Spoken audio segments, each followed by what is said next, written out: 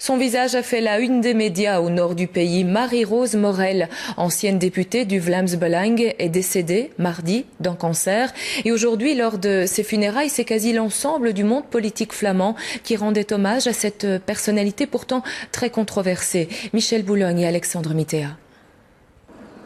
Des milliers de citoyens amassés devant une cathédrale bondée pour célébrer la mémoire d'une star de l'extrême droite.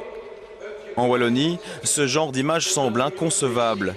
Pourtant, la Flandre s'est éprise de cette ancienne Miss Flandre. Il faut dire que depuis l'annonce de sa maladie, elle avait consciencieusement travaillé son image de femme courageuse en relayant dans les médias sa lutte contre le cancer. Je ne pourrai plus mener ce combat physiquement à vos côtés. Sur son site internet, elle tenait même un journal quotidien sur l'évolution de sa maladie, tout en soutenant les thèses racistes de son parti.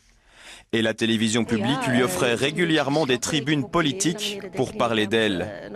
Il faut dire qu'au nord du pays, le cordon sanitaire médiatique a sauté depuis longtemps. Et en Flandre, le Vlaams-Belang est un parti comme les autres.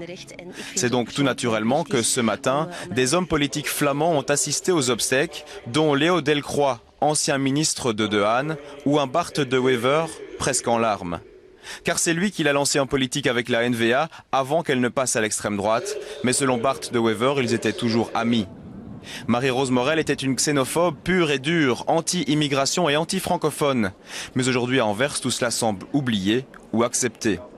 Aujourd'hui, la Flandre rend hommage à ce que les médias flamands appellent une héroïne de la lutte contre le cancer. Et peu importe, semble-t-il, si ce cancer a servi à renforcer médiatiquement son parti d'extrême droite.